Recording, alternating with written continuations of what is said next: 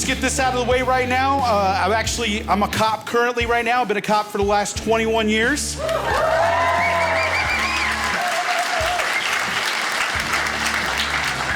It's a lot of fun. Thing about it is, though, when I became a cop, went to the academy in 97, became a cop in 98, I didn't sign up to deal with bears, all right? That's all I'm saying right now. This lady called 911. She's like, there's a bear in my kitchen. There's a bear in my kitchen. I'm like, that's my problem? I mean, if it was a brown bear, right, I could do something about it. I'd be like, órale, vato, ¿qué pasó, qué rollo?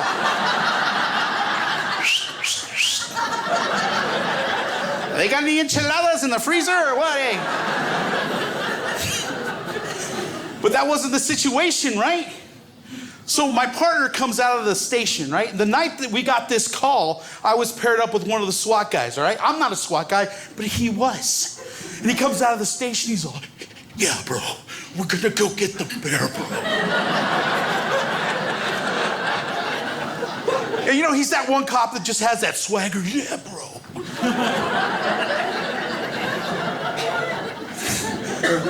So Captain America and I are going to get this bear. And we're going up the canyon, and he's in the passenger seat. I'm driving, lights and sirens. We're going to this call. This lady's calling 911. They're updating us on dispatch. And he's just in the passenger seat. So we get to the call. And before I could stop him, he gets out of the car. He grabs the shotgun. He's all... I'm all, dude, you cannot shoot a bear with the shotgun, bro. The Subaru drivers will not put up with that, bro.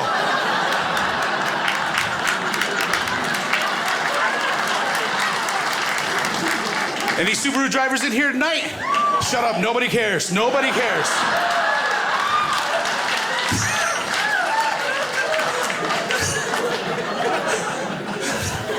So before I could stop Captain America, he runs into the house. I wish I was making this part up, but this is completely true.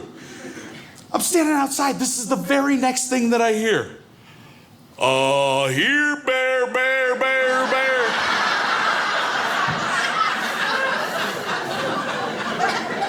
Hey, bear, where you at, bear? This dude is in there like Elmer Fudd. I'm gonna find a bear. I'm gonna find a bear.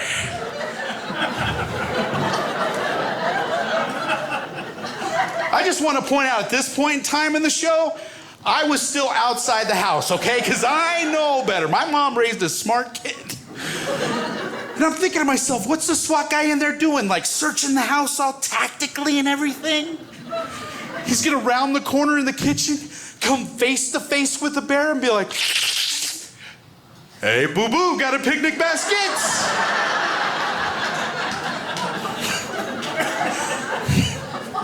The bear and I had a lot in common. He came in the house, he obtained the food, and left said house. Welcome back to Breaking and Adventuring, where we invite you into the world of the Adams County Sheriff's Office and beyond. So we're going to share background stories and experiences of the men and women of the Adams County Sheriff's Office and the greater law enforcement and public safety community. I'm your host, Sergeant Adam Sherman, and today we're visiting with my friend Vinnie Montez to discuss life of a deputy who found stand-up comedy and finding purpose outside of your career, how law enforcement comedy are similar and different, and much more wherever the conversation takes us. So sure. Can we play a little game just to start? Yeah, go for it. All right. So the game is, who are you?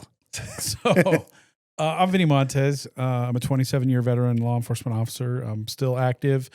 I've assumed a new role at the agency where I work now, the Boulder County Sheriff's Office, where I am the PIO supervisor for our communications unit. And I'm still sworn, but the sheriff worked with me I'm a reserve deputy now. Okay. But I am solo qualified. Thank God. Thank God they let me do that. Yeah. I'd lose my mind. And it's been good. So it's just a whole different change from being a commander, which was my last role, into where we're at today. So yeah. Yeah, I think that was the last time I saw you in uniform was actually during the Marshall fires that made national news. But yeah, Oh yeah, that was definitely something, right? yeah, you're kind of one of the incident I know. commanders, and I really pray we're crossing our fingers that we can just hold off from having another one of those, because yeah, that was probably one of the craziest things that I've responded to in my career. And I was actually off. I was in Seattle on vacation, and the fire broke out. I flew back that day, and I show up at the command post. They're like, "Hey, you ready to take over night shift?" And I'm like, yeah, hell yeah, put me in, coach. Let's go. Right, yeah, tag. I mean, Yeah. and correct me if I'm wrong. Like that was New Year's Eve, correct? No, Or that it was oh no, the 30th. It was 30th. one Okay, day before New Year's Eve. Gotcha. Yeah. Yeah, because I know we had just anybody in the area that could help. So I know I worked New Year's Day that morning Yeah.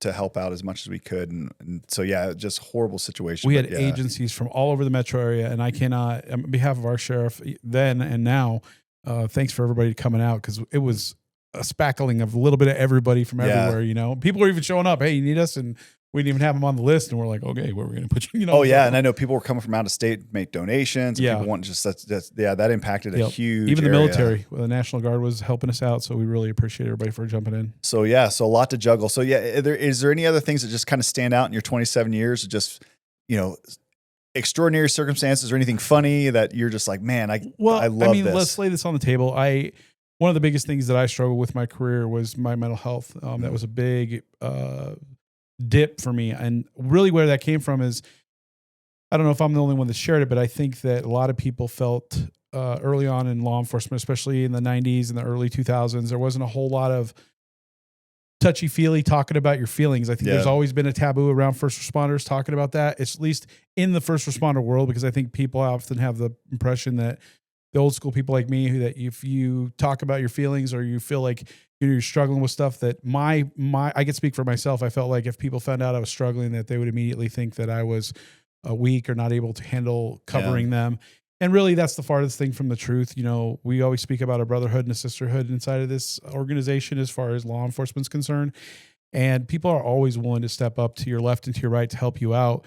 But, I had to find out the hard way, where I kind of got into a bad mindset. And then it wasn't until 2008 where I really started branching out into doing something outside of work. I was that guy who was always at work. Like, people are like, go home. Yeah. I signed up for every off duty. I would be working every shift. I'd cover shifts for other people. I just didn't have a balance in my life. I was so consumed in being in this job because I loved it so much, and I still do, but I just have a different balance in my life today. And I tell people all over the country, wherever I speak, don't be ashamed of your mental health, because I used to be ashamed of that, and don't deal with it, because, when you don't deal with it, you lose relationships. This guy right here.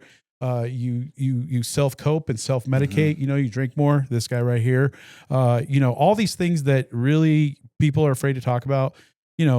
I was experiencing some of those things when I was in that bad spot. And the way that got me out is finding something outside of work. Because if you are your sole identity, as a police officer, I was back in the day, you reap some of those negative consequences. And so I'm nobody to tell anybody anything, but I certainly, that's probably been the biggest struggle over my career with, mental health. Yeah. And it's hard, you don't want to, especially as young in this career, you don't want to expose kind of like, you might have some chinks in the armor. Like you're very, we're usually type A-ish. Absolutely. Where we want to seem impenetrable, and we got this, and we're RoboCop. Yeah. So no, that's and you don't have to be public about it. You can go seek that help, privately. Like, Brower and Associates is an agency that we've used for, mental health clinicians. And one thing I'll say about that is, for me, I did not work well going to an EAP, like your employee assistance through the agency that you work for, like the county itself. Yeah. And it's not that they were bad people. They just weren't specialized that I could really relate to, and they could really give me the feedback and help me through that process. EMD therapy, AMDR therapy ended up being a big thing for me. Really just talking things out. So I talk about it at the drop of a hat now, just because I don't want people to go through the things that I went through. And if you can make it all the way through the ranks in the organization like I have and still be standing, that should just be testament to, where you could still achieve those things despite you having some of those setbacks. Yeah. Yeah. Walking out with your head high and just kind of calling your shot, and then still being able to, obviously you did it well to where you were embraced to come back in different roles. Absolutely. So you mentioned some of that off duty. So what did off duty life look like for you early in your career? I was just hanging out with the cops that I work with. Mm-hmm. We would do stuff. And that was about it. I would spend time with my family, my immediate family, as far, I don't have kids, but my mom, my dad passed away right when I became a police officer. Ooh. So that was kind of a jolt in the arm. And I really probably didn't deal with that. And what I mean, I just didn't process it. I kind of put it on the back burner. And only now in this last year, I've talked about my dad like twice on stage when I do comedy. And, I just have always been that outgoing person who I don't care who's around. I'll talk to anybody. I'll relate to them. I like interacting with people. I feed off of people in a room. So that leads to the next one. So how did you go from that and find your way into stand-up comedy? Well, I mean, did somebody just invite you to a show, or did you just look into it, or like, hey, I'm going to do an open mic? I looked it up. I looked up that Comedy Works, which is owned by Wendy Curtis. She's amazing. She has a new talent program. And I grew up watching Def Comedy Jam. And, and a bunch of other people, like some of the people early on were like Martin Lawrence for me. And, of course, Eddie Murphy, George Lopez was a big influence because órale, ¿qué pasó, qué rollo, qué onda, güey? And that was because, we got some people, the Latino culture, especially me, right? Yeah, Paul Rodriguez. Rodriguez. I got to open for him one time at the Improv. Oh, that's incredible. And, there's just a lot of great things that are in the world of comedy. So I always levitated toward that because that inspired me. I thought that was really cool what people are doing. So I looked it up, and it took me 10 weeks, I want to estimate, to finally get a 2-minute spot at Downtown Comedy Works on a Tuesday night. That's the new talent night there. And I finally get my 2 minutes, and I remember performing with my hairbrush in front of my lady, like doing my set, thinking I was all that in a bag of chips, and she's rolling her eyes, she's filming it, and we have that footage, and it's really embarrassing to see. But I went and did the show, and of course I fumbled through my words. But I did my best, and they said, "Hey, come back, kid. You got something there. We'll figure out what it is. We're not sure exactly what it is, but come back." And that led to staying in that process for probably, I probably didn't make the actual roster rotation until like 2018 and 2019, where I became a headliner. You first joined this program called Star 7 or Almost Famous, where you get to level. And I think that was probably somewhere around 2013, 2012. But I started 2007, and now you get to open up for the biggest names that come through Comedy Works on the weekends, which is amazing. So you cut your teeth. It's just like becoming a cop. They don't stick you in the narcotics section, right? Yeah. You got to work your way up, and you really got to cut your teeth, because the only way you get good at anything in life is through failure and doing it over and over again. That's why I tell the cops on the street, go out there, especially when you're new, get involved in everything, get in all the training. That way you can get those reps in. Same way through comedy. And now I never knew it was going to turn into this. I was doing it for my own self-preservation. Yeah. Next thing you know, people are like, dude, I like this guy. He's kind of funny. And 2019, I got my first special, which is now up on Amazon Prime. And I'm like, oh my God. Yeah, plug away, bro. You still see, that's right, plug away. And the documentary he's coming out here this year. So it's crazy. Vinnyisms, the story of the cop comedian, which I'm freaking out about. Because all my laundry, all my chincheros is going to be right out there on Front Street. So. and even just now in my head, I'm seeing some of the parallels where, you first go through training, do your first traffic stop. You're like, the reason, and then you drop your pen, standing at the mic for the first time for those 2 minutes. You're like, is this on? Right. Hello. No, it's totally that way. I mean, I don't think I stuttered at all. I just rambled and nonstop words coming out of my mouth, nothing in sequence, no timing, no nothing. Yeah. But again, anything you're going to really do, you got to do over and over again to master that. No, it's incredible too. And I tell, our young deputies that come on board too, is there's two different worlds of law enforcement. There's the science. So here's what we can teach you out of the book and statutes and procedure. Right. And then there's the art form. And much like stand-up comedy, I mean, it is truly an art form, but much like, you're just learning timing and reading people, much like you'd read an audience. So it's absolutely. That's the one thing that I think I'm a little worried about. I'll be honest with you. A lot of our generations coming up now, they spend a lot of time on tablets, phones, computers, and they don't necessarily spend that time having the social body cues or learning the social body cues, the social movements, listening.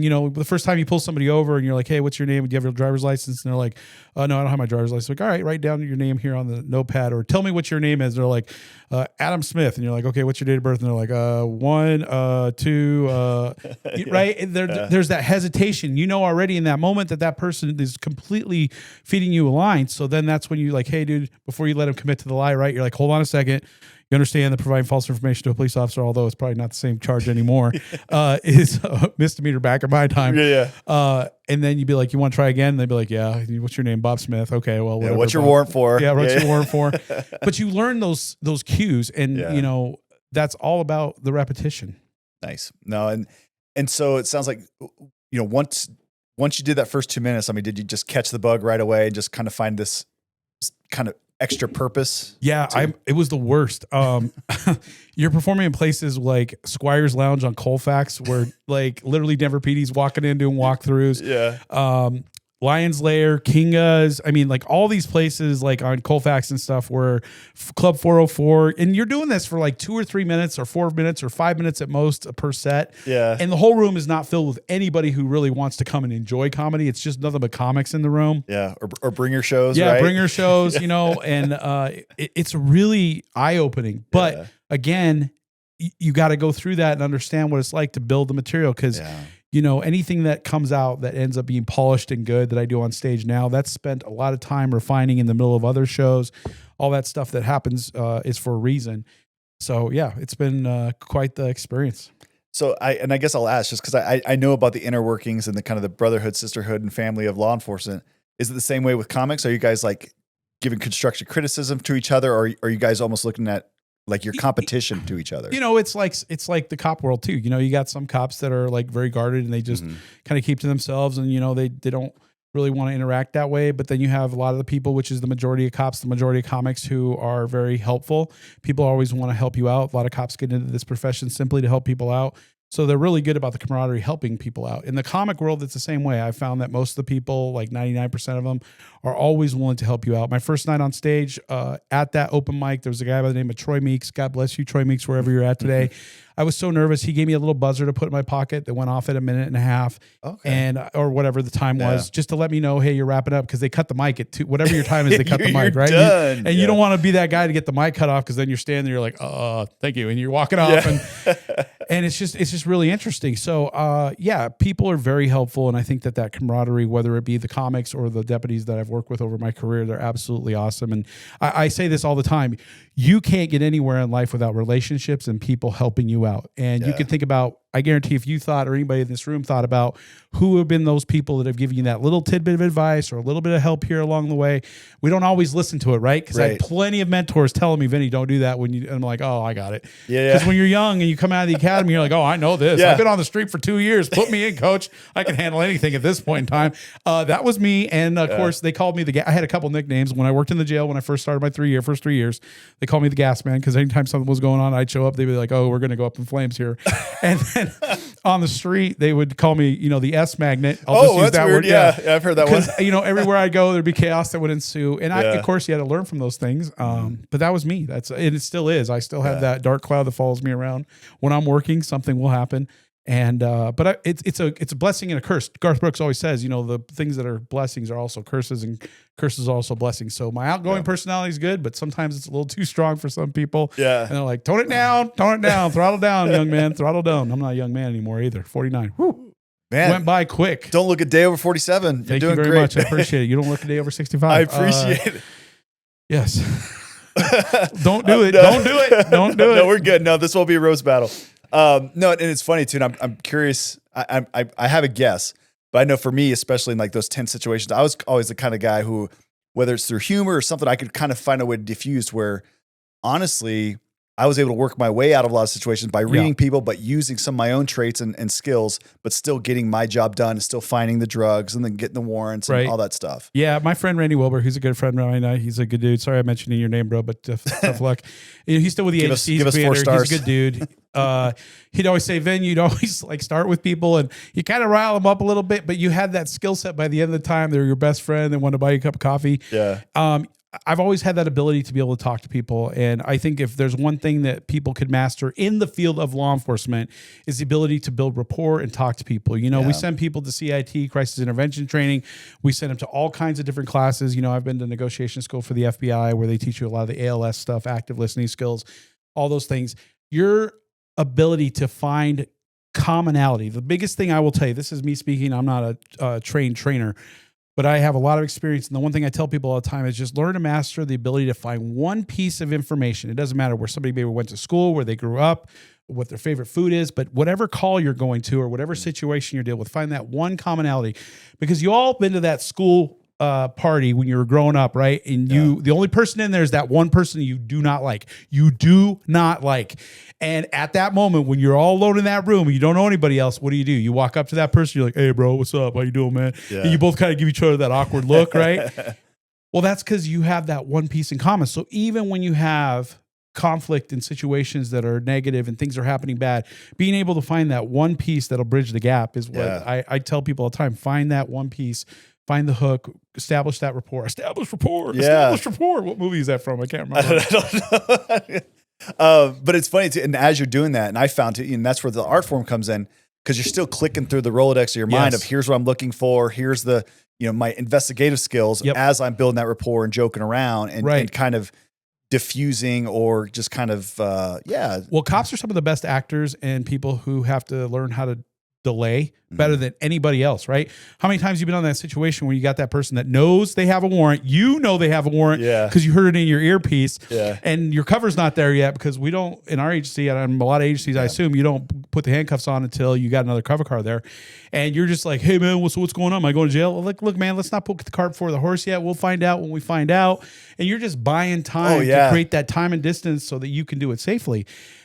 You become the master, right? Or you're in the middle of an investigation, you're doing a DV, and you know that person's going to jail for DV, right? Yeah. And you're still trying to make sure that you got everything situated, because the last thing you want to do, because the moment you put the handcuffs on the suspect, the victim typically will turn tail and say, oh, wait, what are you doing? Why are you doing? Right? So you have to be a master of that. One, to help protect the integrity of the investigation, to get the best possible investigation done. And two, to maintain the safety, because you don't want yourself to get in a jeopardizing situation. Yeah. No, I've been like, oh man, do you feel that barometric pressure? Isn't this crazy, you guys? As I'm like, come on, district car, get here. And I think some of the season, some of the season crooks, they know, they're like, oh, this guy's stalling, right? Yeah. And you look for the cues, right? Are they looking out the door? Are they looking, especially if you're on a traffic stop and you got them outside the car on a DUI roadside investigation? Are they looking across the roadway? Are they seeing when traffic's clear? All those body signals are about to happen because you're like, don't do it, dude. Listen, I haven't run in like a month. Don't do it.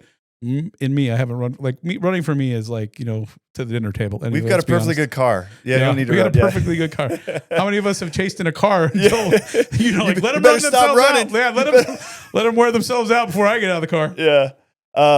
Like looking back through those 27 years, is there anything where you're just like, I cannot believe I did that? Or like, man, that was crazy.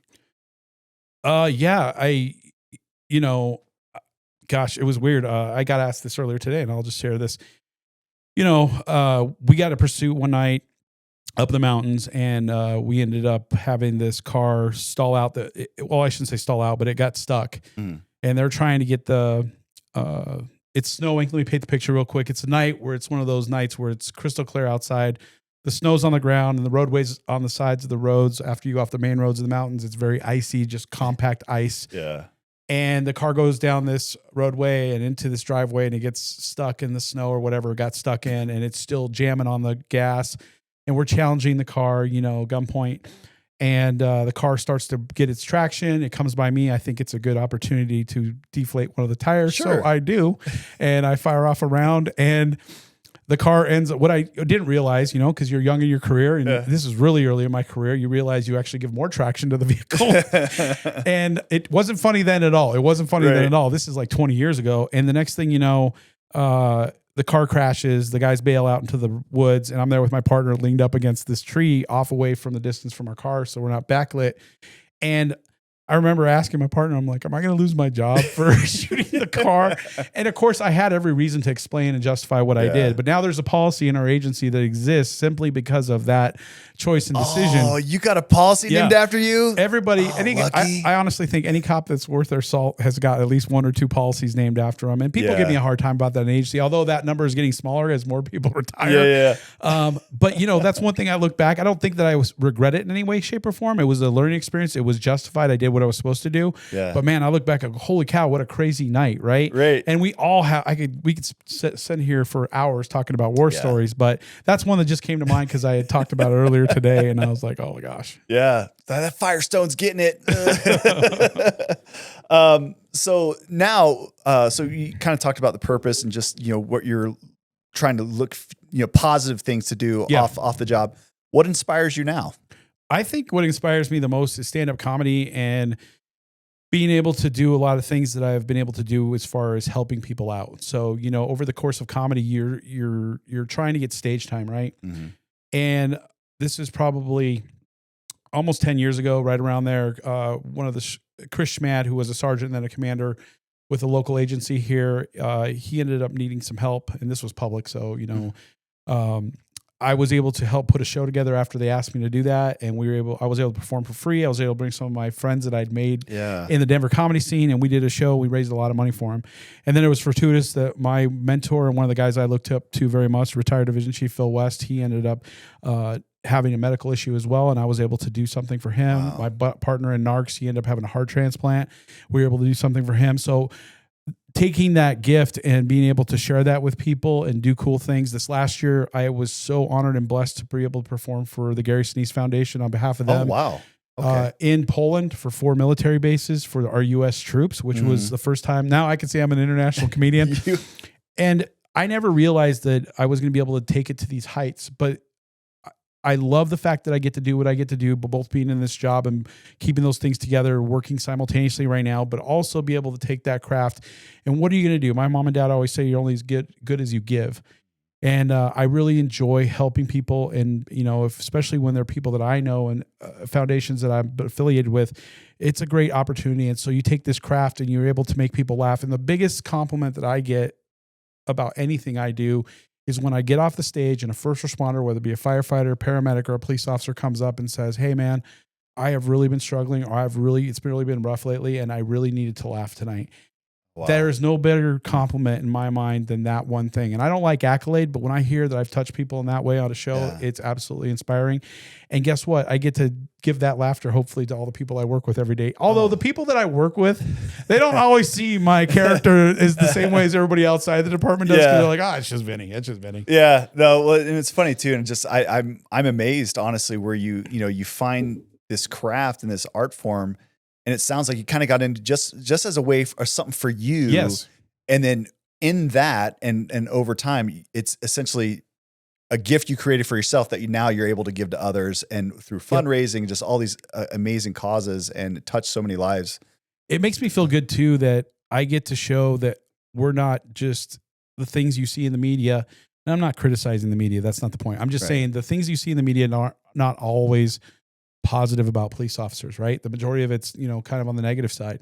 And this gives me a chance to highlight, as a police officer, as somebody who's been in this profession for 27 years, the good that we do.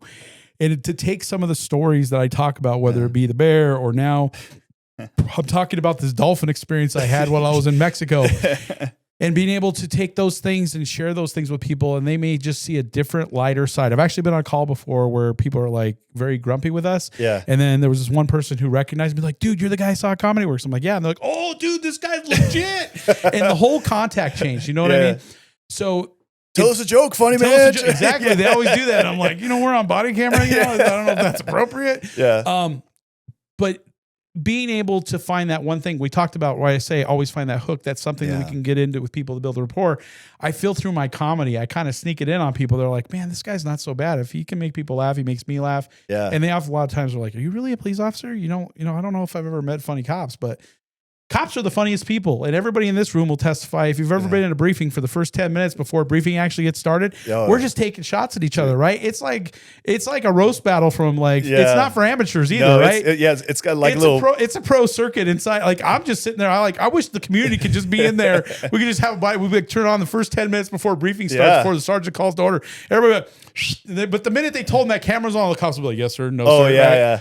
But we're human beings. We love to cut up. We have that, and that's the thing I take most pride in, is the dark humor that I'm able to able to share at first responder shows. Because that dark humor that we use behind the scenes, it's not made for public consumption, right? Yeah. But it is what gets us through the day. Yeah, and I think to paint, but we need that, right, to help diffuse, because people don't call us to say hi, to order pizza. Right. We're showing up call after call, night in, night out, day in, day out, to some of the worst case scenarios in people's lives. So Absolutely. having that humor aspect is important for us too, just to feel human. Yeah, and I feel responsible for like what we're doing with our agency social media right now. Like we've gone on some. Boulder's a great follow. Sheriff, just to be clear. Boulder County Sheriff's Office. Boulder PD. I'm not saying anything bad. Okay, I love you, Dion, everybody there. Okay. But what I'm trying to say is, I told the sheriff, I said, "Hey, sheriff, let me do something a little different." And we did this staged event where we had this group, Bando El Palomito, and we show up, we're like shutting them down, but we're really not shutting them down. We end up allowed to sing with them and kind of carry on. Down the fourth wall here, bud. I know, but it really brought everybody together. And I'll never forget my buddy Randy, he was out to lunch somewhere, and this little Mexicanita, this old lady came out from behind the restaurant. She's like, "Hey, I saw you on that. I saw you on that show, and the one on YouTube, and then or whatever, Facebook." And she came out, and Randy was like, "Gosh, I never realized people would take it that deep." And he was the other guy that was standing next to me when we were in that show or clip. And I was like, wow, what a blessing. But again, he's a little bit more pulled back. He's more serious. And for him to have that accolade from a community member in that moment, right? And then we did the WWF old school Ric Flair and I don't know, what's the other guy? Randy Macho Man Savage for Polar Plunge. And I think a lot of people were like, "Oh my gosh, dude, we're stepping outside the box." But that really shows, we're just those people, just like everybody else. We're creative, we're fun. And the cops that I work with and all the staff that we work with, not just the police, but the people behind the badge, which are all the admin and our significant others, because without our significant others, God, I wouldn't be anywhere in this world. Yeah, no, you're absolutely right. There's so much support that goes into just, whoever you see wearing the badge, there's dozens behind them that they need and rely on for that support. Absolutely. It's funny that you mentioned some of those videos. I mean, it's important. I mean, and that's the reason why why we're here today doing this podcast is we're humans and just showing, law enforcement is what we do for a career, but it's not who we are 24/7 as a human being. I mean, we're real. So you pull them back the curtain through videos, through onstage presence, through whatever we can, I think is huge to engage with our public. Absolutely. And every chance, when I first came into this role, people are like, "Yeah, we need to do this on social media. We need to do this." And then you ask the officers, they're really actually very shy. A lot of them. Oh, like, "No, dude, don't use me. I don't want to be." Yeah. Bust out a camera when you want to see cops scatter. Right. So, we try to overcome that. We've had a lot of brave souls come forward and they've been very, very good. And we've enjoyed having them on there. And I encourage people, step outside that comfort zone a little bit, right? Yeah. Just because it's what bridges us with the community. And I know we got to be serious sometimes. We absolutely do. And I could turn that on at any second. But you know what? It's a lot more comfortable to leave just a little freer life, have a little humor in there because you just feel better, right? You're not so uptight all the time. And, I won't say I haven't been uptight because there's been many nights on many calls where I'm like, "Oh Lord, please help us on this," Yeah. And if we can't laugh at ourselves or a situation we're in or something we're called to, I mean, yeah, I truly enjoy laughing at myself. Most of the department laughs at me, so I just continue to join laugh. Right in. I just join right in. You just have to be willing to accept it. If we're willing to especially if I'm willing to put myself out there doing stand-up comedy, I could take the ribbon. And really, it's a culture. It's a way we show affection. If it's right, it's a way of showing affection. Yeah, we show affection by making you feel terrible. Yeah, exactly. Yeah, like if I didn't treat you, if I didn't love you so much, I wouldn't treat you so bad. I mean, like think about all the times where cops end up like the hardest time. God forbid you crash your car on duty. Oh, you stack it up, right? Everybody and their mother's going to know about it. Everybody wants to come get their own little photograph of it. Then the memes show up. Oh, I drove off a loading dock with my patrol car. I impaled my patrol car with a pole all the way up to the firewall. Oh. Talk about calling a sergeant and being like, "Hey, sir, I don't know if you're busy. If you can just swing by real quick. Swing by the fire grounds real quick. Nothing to see here, really." And I just had a quick question. He had to stand on the bumper and jump up and down while I was backing this thing off of and I had to drive it back to the headquarters with the thing pushed up all the way to the firewall. And how embarrassing. Yeah, how embarrassing. And it's one of those where you're just like, whatever. You just got to be willing to share it and expect you're going to take a hard time about it. Own it and move on. Own it, move on. Because it's only till anybody else. You always, when you find yourself in that moment, you go, "Please, God, somebody else mess up. Please, somebody else mess up." Yeah, and there's usually like that one person will like, "At least so-and-so is on my shift. I know they're going to mess up soon to take the heat off me." So I kind of rounded out heading towards home here with how has comedy or just your own personality helped you in your law enforcement career? I just think it just reminds me that no matter what I do, I have to take the steps, so I'll just be very specific. Coming into this role, as a public information officer is completely different than anything I've ever done before. Mm. I'm no longer the one responsible for making the decisions about how we're going to handle larger investigations when you're on patrol and you've got command posts set up and all these things that are going on. My role is to take that information that's coming out of that command post or whatever's coming from the sheriff, whatever's going on, condense it, synthesize it, work with the other partner that I have in the PIO unit, Carrie, shout out to you, and come up with the best messaging for people to be understandable, for people to be able to, get what they need out of it, the who, what, when, where, why, and how. And put that out in a way that is professional when it needs to be professional, humorous when it can be humorous, and so forth. Coming into this world is a whole different ball of wax because I've always been that first responder who is making the decision in the moment. Now it's different. And approaching things differently, having that, when you're on the scene, the public's not always seeing what you're doing because you're in the command role, right? But when you're in this role, you're almost always in the public eye and you're always speaking to the camera or you're putting out a press release or you're putting out social media. And that gets critiqued very hard. Like, social media for law enforcement across the board, I think sees some of the hardest comments.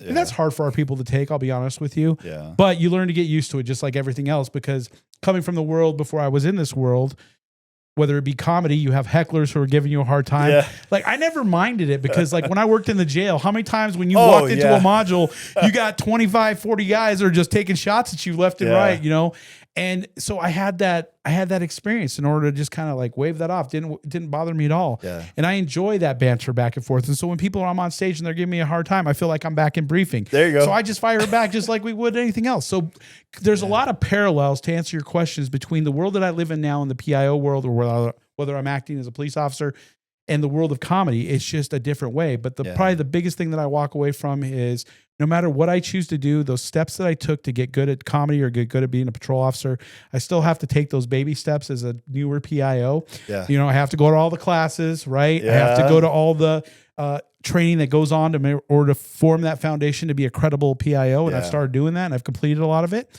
But there's a long journey ahead in order to master, again, this different function, this different role within the organization. And I look forward to keep doing that. Yeah. And every once in a while, like I suggested this thing just the other day to the sheriff. And I was like, hey, what do you think about this idea? He's like, not a fan. Yeah. And you're like, So you can, but you got to learn to win some and lose some. You know what I mean? Yeah. Which hill to die on.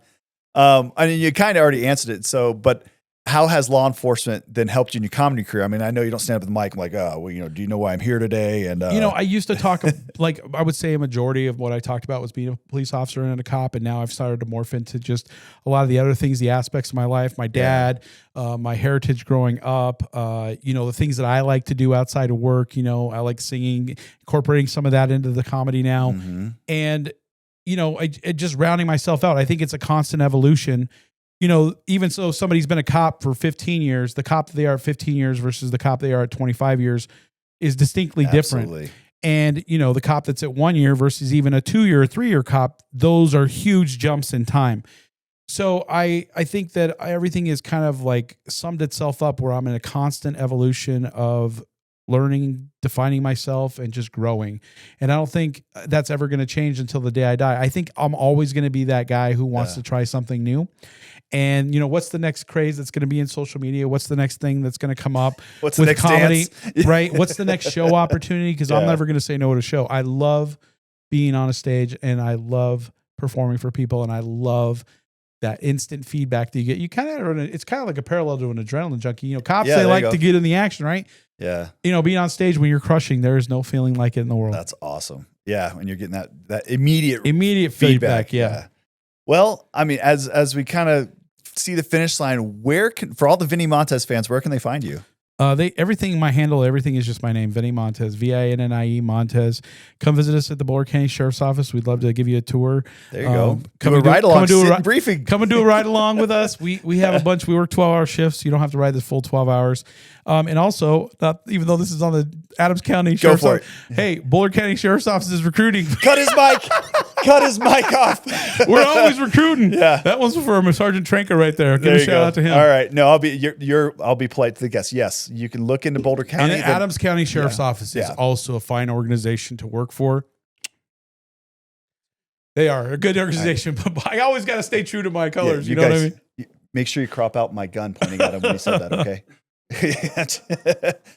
No, absolutely. I mean, honestly, there's different strokes for different folks. Different organizations just fit different people, and who knows? I mean, but we're always looking for good people if you're interested. But yeah, ride-alongs, you want just Citizens Academies, any of that stuff, we encourage people just come and check us out and see the humans that actually work in these different positions and different fields, and who's actually in your community helping you and your families. Absolutely. Whether you want to work for us or the Adams County Sheriff's Office, whatever law enforcement organization, I'm going to say this broadly and you'll agree with this.